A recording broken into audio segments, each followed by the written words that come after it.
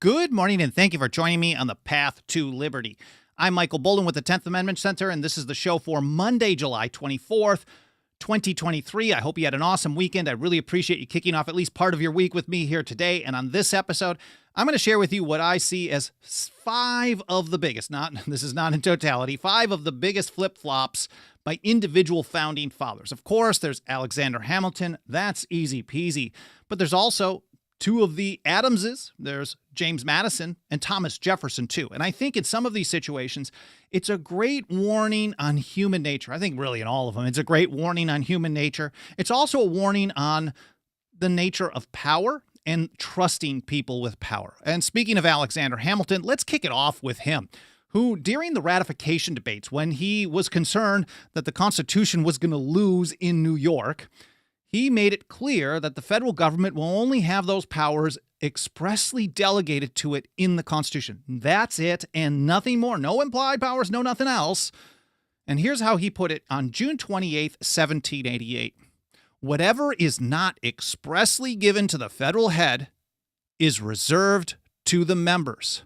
So it had to be, this was a reference, this is kind of a tip of the hat to the phrase that was used in the Articles of Confederation. A lot of people were concerned that if you didn't say that they only had those powers expressly delegated to them, or they had a more moderate version of that in the 10th Amendment and what became the 10th Amendment, a lot of people, the opposition, were concerned that this would be a general and an unlimited grant of power without narrowing it to that. So Hamilton said, no, nothing to worry about, because this is the standard.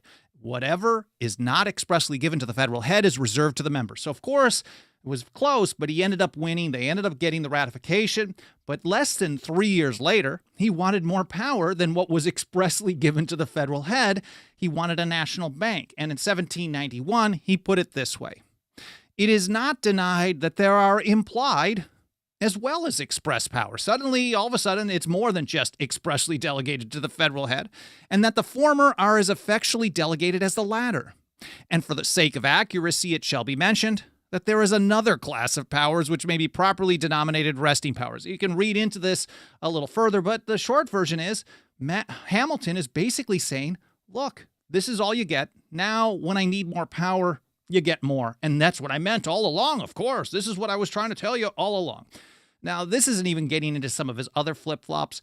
For example, suddenly, at the same time, needing that national bank, suddenly telling us that the word necessary didn't mean necessary. It meant merely convenient for effectuating powers. And as Thomas Jefferson warned about that, he said, look, there isn't a single thing that the federal government can't torture into a convenience for exercising power. So saying that necessary means convenient means they're going to have unlimited power.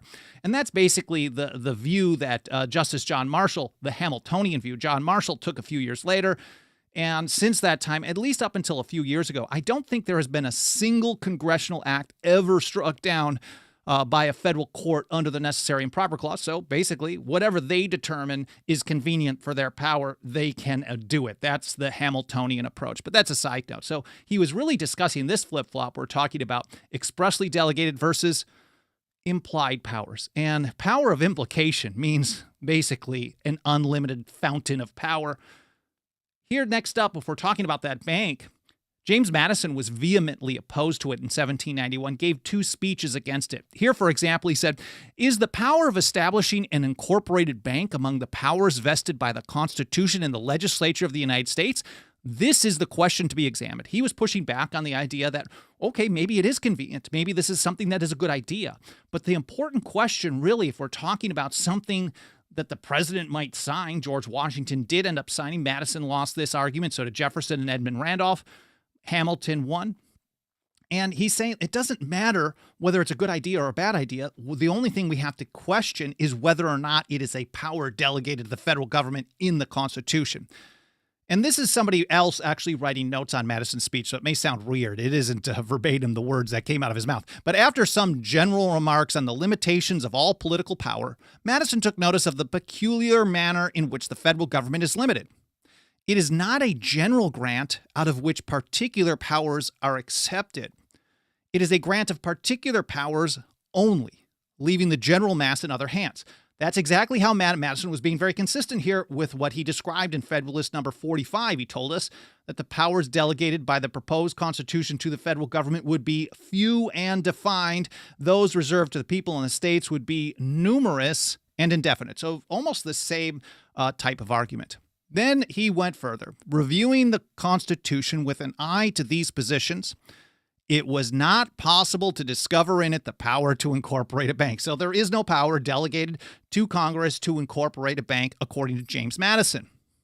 And then he also added this. His impression might perhaps be the stronger because he well recollected that a power to grant charters of incorporation had been proposed in the General Convention and rejected. So what he's saying here is, during the Philadelphia Convention, when they were framing and debating what was going to be sent to the states for ratification in the summer of 1787, somebody had the bright idea of saying, oh, well, maybe Congress should have the power to grant charters of incorporation.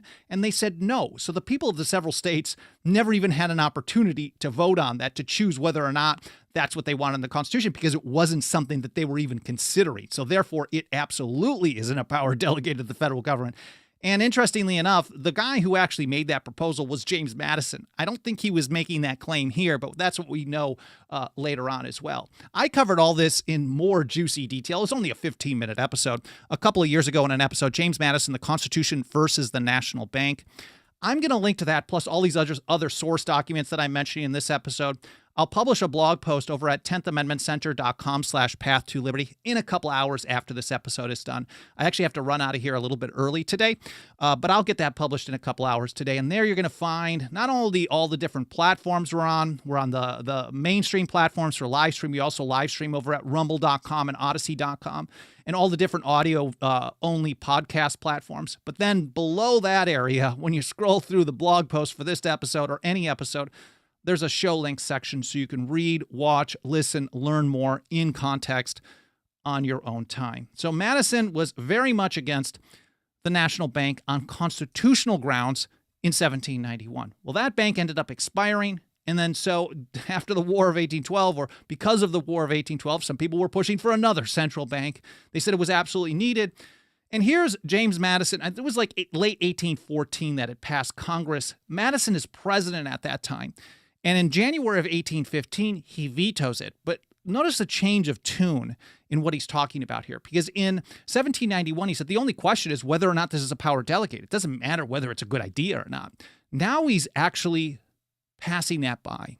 He says, waiving the question of the constitutional authority of the legislature to establish an incorporated bank as being precluded in my judgment by repeated recognitions under varied circumstances of the validity of such an institution. So he's saying, like, okay, I took the position that it was unconstitutional, but everybody else thinks it's cool. So in the legislature, executive, and judicial branches of the government, accompanied by indications in different modes of a concurrence of the general will of the nation. So all of a sudden he's saying, we're going to set aside the constitutional question. At first, in 1791, that's the only question that needed to be answered. He said the proposed bank does not appear to be calculated to answer the purposes of various things, reviving public credit, medium of circulation, etc.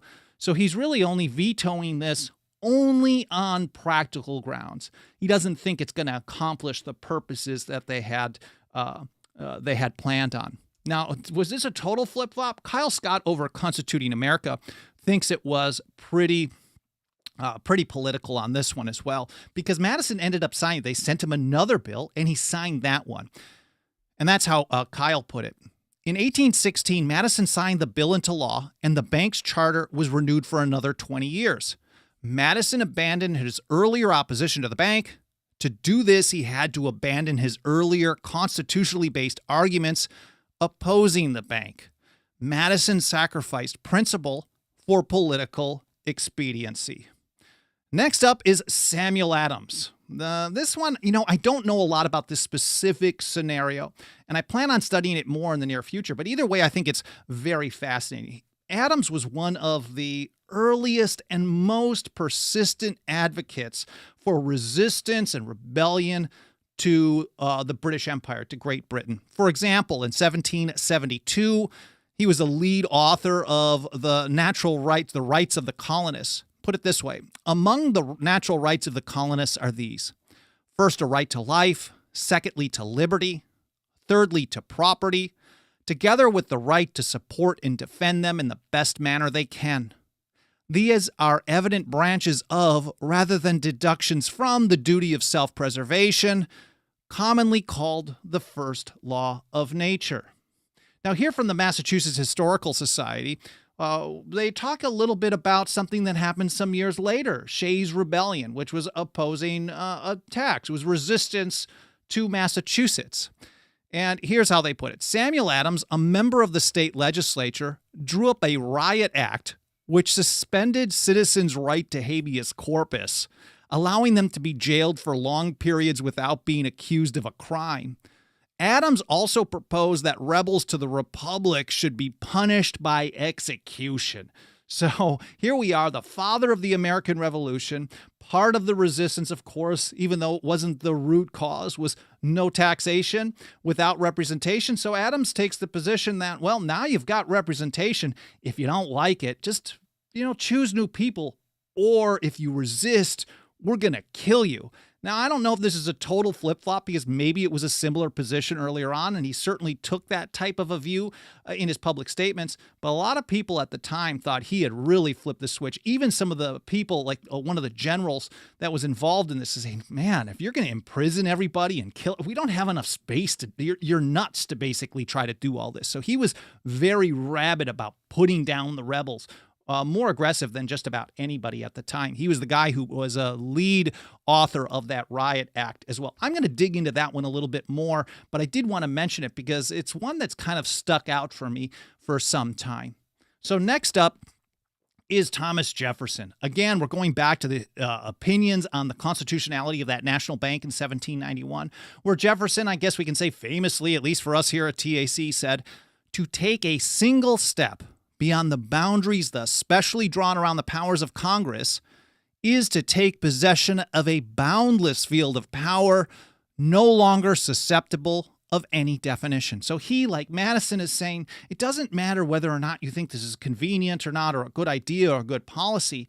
You have to look at the line in the sand, which is the powers delegated by the Constitution to Congress, to the federal government in general, to the general government, and this is not something that's delegated to the federal government. And you can't just say, and this is where he was discussing, to say that just, necessary now means convenient is just such a torturous view, and they're going to be able to turn that into whatever power they want. So even if you think this is only a small thing, or it's only going to be around for a certain amount of time and it's going to expire, it's still bad, Jefferson told us, because a single step beyond the limits of the Constitution is a step too far. Now, when Jefferson was president, he was pretty solid on the Constitution, but there was that Louisiana Purchase thing. I think the entire administration was pretty shocked when Napoleon offered the entire Louisiana. They had gone there trying to negotiate for the city of New Orleans and the port, but Napoleon offered the entire Louisiana territory for $15 million. Dave Benner put it this way. Jefferson adamantly maintained that the general government lacked the power under the Constitution to acquire foreign territories, despite his own wishes to buy the territory. So he was on board with it. He wanted the territory, but he said, this is not something that's been delegated to the federal government in the Constitution. And of course, if we take his position seriously from 1791, that taking a single step beyond that is to take a boundless field of power, of course, you got to draw a line in the sand. Even if you want something done, if it's not a delegated power, you shouldn't do it. You can't do it. Benner goes on. However, he also admitted that there was a clear remedy to available to legitimize the purchase, the addition of a constitutional amendment. So that was what he was trying to get pushed right off the bat. Jefferson sent a proposed amendment to Congress, believing it to be the only solution, but they were running out of time. They were concerned that they were going to lose the deal. It was going to be withdrawn. Members of his cabinet, Albert Gallatin, Secretary of the Treasury, and Secretary of State James Madison, both really assured him that this was acceptable constitutionally.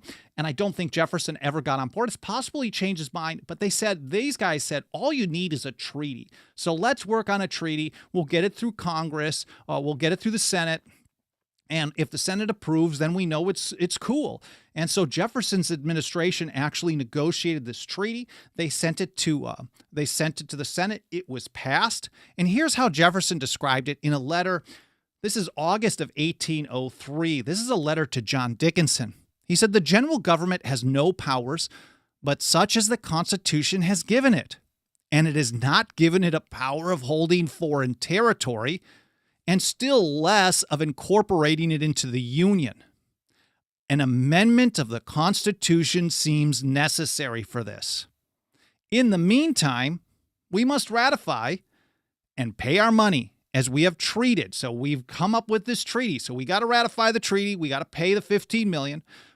So let's go back to that. "In the meantime, we must ratify and pay our money as we have treated for a thing beyond the Constitution, and rely on the nation to sanction an act done for its great good without its previous authority."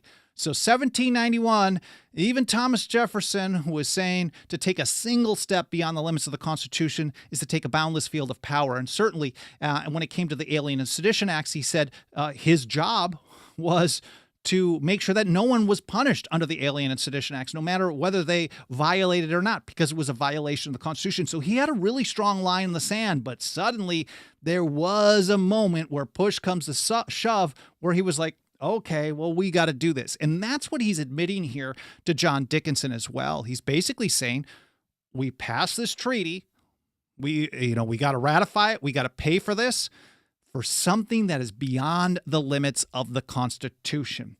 And here he is also in a letter a few days later, August 12th, 1803. Again, I'm going to link to all these in the show notes so you can read them and reference them yourself on your own time. That's 10thamendmentcenter.com/path-to-liberty.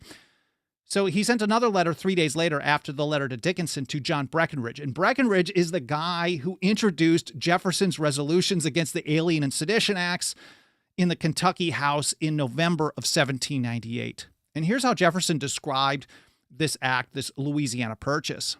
"The Constitution has made no provision for holding foreign territory. The Constitution has made no provision for our holding foreign territory, still less for incorporating foreign nations into our union. The executive, in seizing the fugitive occurrence which so much advanced the good of their country, have done an act beyond the Constitution." Now, in the past, before I had read these, I was under the impression that maybe he took one position and that it was people like Madison and Gallatin, people that he very much trusted, that had just convinced him that he was wrong. But I think these letters are very clear that he realizes that he's doing something that he believes he was not authorized to do. He's very clear in saying, this is something that is not authorized by the Constitution, but we're doing it anyways. He said, "The legislature, in casting behind them metaphysical subtleties and risking themselves like faithful servants, must ratify and pay for it, and throw themselves on their country for doing for them unauthorized what we know they would have done for themselves had they been in a situation to do it." In other words, hey, we're not authorized to do this, but it's such a great deal. We got to take it. That's certainly a much different view than a single step beyond the limits of the Constitution is giving them a boundless field of power. It's a huge flip-flop. "It is the case of the Guardian," he wrote, "investing the money of his ward in purchasing an important adjacent territory, and saying to him when of age, 'I did this for your own good.'" So that's Thomas Jefferson, his flip-flop. I think that's probably a pretty big one, especially for him. I think it's pretty big considering who it is. Alexander Hamilton, it's one of many small ones. Because I think Alexander Hamilton was really kind of a scammer, just telling people what they wanted to hear. He did this with the whiskey tax as well, telling people what they wanted to hear to get what he wanted at the time. He was more like a modern politician. Now, next up is John Adams, since we're talking the Alien Sedition Acts and things like that. Way back, I often refer to John Adams when he was one of the good guys. He was the Atlas of Independence. He was a strong advocate for independence, for liberty, for property rights for many, many years during the Revolution. That is the radical change in the views of the people from 1760, 1761 through 1775, before the shots were fired and the War for Independence started. But then once he got in power, all of a sudden something changed. But here he is back in 1765 in a dissertation on the canon and feudal law. He said, "Liberty must at all hazards be supportive. We have a right to it derived from our Maker." And I think you guys all know, you guys all know where I'm going with this one, because once he was in office as president, he signed one of the worst acts in history, the series known as the Alien and Sedition Acts. And here's an episode I did on this again a couple of years ago, July of 2021. It'll be in the show notes later today, 10thamendmentcenter.com/path-to-liberty. On July 14th, 1798, John Adams signed the Sedition Act into law. This is one of the most egregious violations of the Constitution in history, criminalizing free speech and the press just years after the First Amendment was ratified. That, of course, led to people like Thomas Jefferson and James Madison drafting what became the Kentucky and Virginia resolutions of that year, calling for a nullification of the act, calling for the states. Madison put it, the states are duty bound to interpose, to arrest the progress of the evil, because these are things that went beyond the limits of the Constitution. So it's interesting to see how these different people played different roles and took different positions based on whether or not they were in or out of power. Now, the better ones tend to do this very little when they're in power. The bad ones do it much more. Anyways, Mercy Otis Warren, in her great History of the Rise, Progress, and Termination of the American Revolution, discussed the John Adams flip-flop, and this was a pretty big deal. She said, after Great Britain had acknowledged the independence of the dismembered colonies, Mr. Adams was sent to England with a view of negotiating a treaty of commerce. Now, he wasn't too successful, but he, however, resided there 4 or 5 years, and unfortunately for himself and his country, he became so enamored with the British Constitution and the government, manners, and laws of the nation that a partiality for monarchy appeared, which was inconsistent with his former professions of republicanism. Time and circumstances often lead so imperfect a creature as man to view the same thing in a very different point of light. So she's saying the same thing that I was suggesting at the beginning, and I'm really learning from her and so many others, that human nature, we're flawed creatures, and power is a very tempting, it's very tempting. And people who get in power suddenly look at things much different. And sometimes just being around people with power, you kind of absorb their views. And that's what she's talking about with John Adams. She said, after Mr. Adams's return from England, he was implicated by a large portion of his countrymen as having relinquished the Republican system, forgotten the principles of the American Revolution, which he had advocated for near 20 years.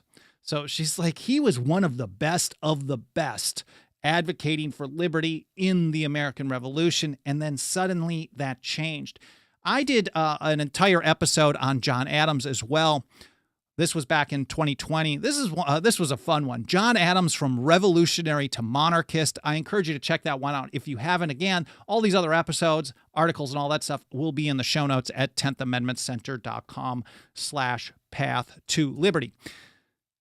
Here's John Adams again. Trust no man living with power to endanger the public liberty. And I really want to wrap it up with this one, because I think this entire series of 5 big flip-flops, maybe we can count 6 there if I cover the Hamilton necessary and proper one.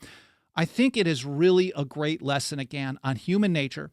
We never should trust any human being with the power to endanger our liberty, including the people who tell us trust no one with the power to endanger the public liberty. Well, I hope you guys found this interesting. I hope it was educational. It's kind of a different episode than I normally do, but this was fun for me to share with you, and I hope you enjoyed it as much as I enjoyed putting this together for you. Of course, if you want to help us get this message out to more people, there's absolutely nothing that helps us get that job done more than the financial faith and support of our members. You can join us for as little as $2 a month over at 10thamendmentcenter.com/members. Don't feel obligated, but if you got a couple of bucks of that dirty government fiat laying around that they keep devaluing, throw it our way, 10thamendmentcenter.com/members. We also have annual, lifetime, and 5-year options, and we will use it to take a stand for the Constitution and liberty, whether the government happens to like it or not.